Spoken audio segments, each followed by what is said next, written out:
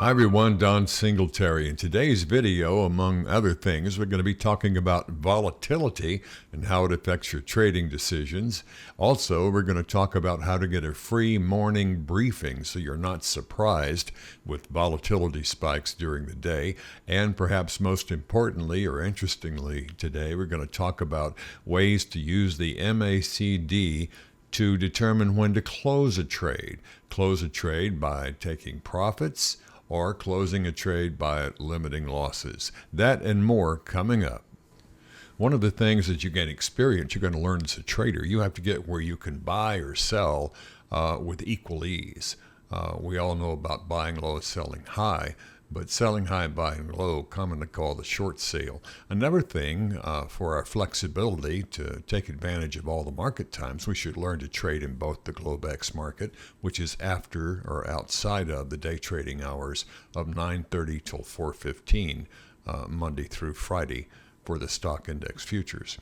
Now, often I get in early in the morning, and you can see this chart at 8 a.m. I can get in and look at the 8 to 8:15 time in there, and I see that there's very low volatility in the market. Now, how do I know that? Because the candlesticks are short and wide. That means you're not going up and down. These are 5-minute increments. You're not going up and down a huge amount, which means less risk in trading. And the market seems to be drifting down. I have the green line below the red line at about 8:15, and they're both below the zero line on the MACD, and that's a sell signal. Now, had I exercised that sell signal, I would have been in for a rude awakening at 8:30, because this is May the 8th, 2020, when the largest unemployment figures for the country since the Great Depression came out that morning. CNBC Morning Squawk newsletter that I get free, and there are others available, had notified me, if I didn't know already, that at 8:30 that morning, those numbers were to come out. And it had a huge effect on the market, and the price bounced up about $80 in under 90 seconds. So you do not want to get caught like that. That's why you always read the daily briefing before you trade. If this ever happens to you one time, I promise you'll never forget that again. How do I know that? I'm not telling. You've probably heard the old saying that one man's junk is another man's treasure. Well, let's talk about volatility for a moment, and I'll bring your attention to this chart. You will see that before 9:30, when the day session opened, that's Eastern time, the market was fairly quiet. Now, what does that mean? If you're a beginner, you may not know. See how short all the candlesticks are in the area that's shaded blue? This is the Globex session, early morning before 9:30, and you can see that the volatility, because of the little short candlesticks there, is not very high. Now, this means that trading during a time like this is less risky because the market's not moving as fast. And the trade-off for that is there's not as much opportunity to make money, but it is less risky. On the other hand, if you are on the other side of this fence, after 9:30, you can see the candlesticks get very tall, 5 or 6 times more volatile than the pre-market, the before 9:30 candlesticks are. And some people prefer to trade in the day session because there's more opportunity. But with that comes more risk. If you came to this channel and you've never traded futures contracts before, and you want to learn about all kinds of futures, positions, gold, precious metals, grains, bonds, forex, and all those things, you came to the wrong place, because I only do one thing here, and that is try to help home investors learn to successfully day trade the Micro Eminis. When I found out about these new contracts that were issued back in May of 2019, I immediately set out to write a book, and by November it was published on Amazon, and still I think the only book dedicated to helping home investors to learn to day trade the Micro Emini futures. I try and keep it simple here on the channel because I always think simple is better. So I want to welcome you to the channel. And by the way, when I started the channel back at the end of November last year, I had promised my readers 4 videos, and the channel's been so successful, to my surprise, honestly, that now I have over 30 videos and I'm still going. So please subscribe so you won't miss the next video. And when you use the like button, it just tells me it's a way for me to get information from you to help make better videos. When you click the like button during a video, you're saying to me, yeah, I want some more videos like this one. So keep that in mind, and I thank you.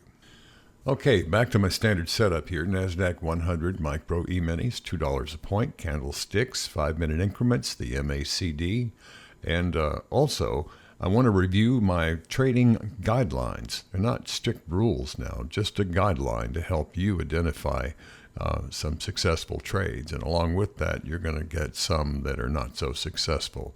But that's okay, and I'll talk about that in a moment. The two rules are this. When the MACD lines, the red and green, when the green is over the red line and they are both over the zero reference line on the MACD chart, that's a buy signal. A sell signal is when both those lines are beneath, they're under the zero line on the MACD chart, and the green line is below the red line, or the red line's above the green line, whichever way you'd like to see it. Now, I just showed you my trade signal guidelines. And now I know it doesn't instill confidence in you, but I pledge to be honest with you on this channel. Now I'm going to show you an example of how my trade signal did not work very well, just so you know. You know, nobody, no trade signal and no person gets 100% correct calls. You're going to have some losers and you have to learn how to handle them. So tuck this one away in that category. You can see right around 8:10, 8:15 in the morning right here, we have the green over the red and both clearly above the zero line. That's a buy signal. But look what happens in the next 10 minutes or so. We're almost down and the green line starts to flatten out a little bit. It was at a 45-degree angle and now it's becoming more flat. That's a sign of diminishing momentum. And if you're in a long trade and you see a setup like this, that's time to get out of the trade. Don't hesitate. You are going to minimize your losses this way to something you can handle, and you'll be glad you did. This would have resulted in a modest loss with one contract, probably something between $15 and $30 on there, something like that. Now, let's make this a teaching moment and find out if there's anything we could have spotted to have kept us out of this, what turned out to be a bad trade, even though the green line was above the red and they were both above the zero line. Look over on the right side for this clue in the margin calibrations for the MACD.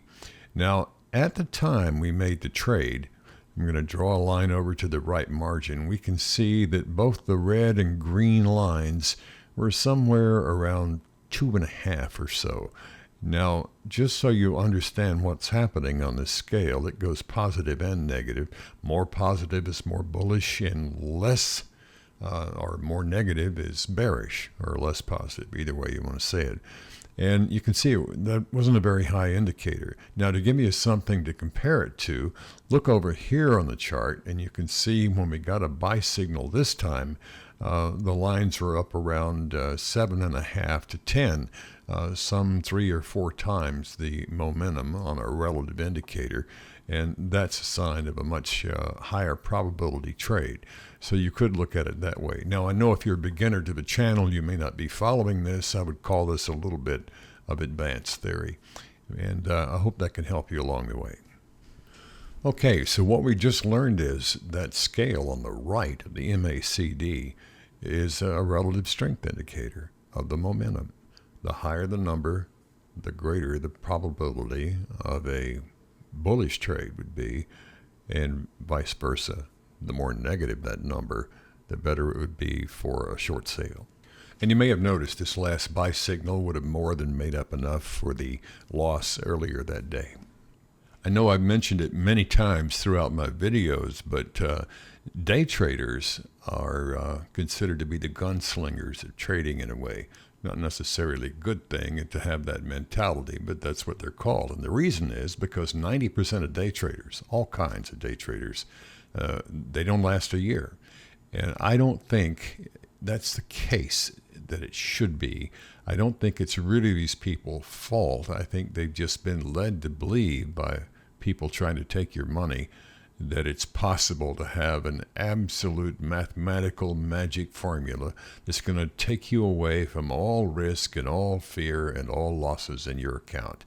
A lot of people will let you pay them to tell you that, and I'm sorry, but it just isn't true. Even the best traders only win about 55 to 60% of their traders. So I'm telling you, you're going to lose 40% of the time. So you better learn how to use the right way. The number one thing that breaks traders is called the disposition effect. That's when you take your profits too soon and let your losses run too long. The disposition effect. I talk about it extensively in the chapter on trading psychology in my book. And I hope you will check out the book. The proceeds from the book support the channel here. And I like bringing you these videos. And your feedback is certainly welcome. And thank you for watching. This is Don Singletary. I hope every day is a payday for you.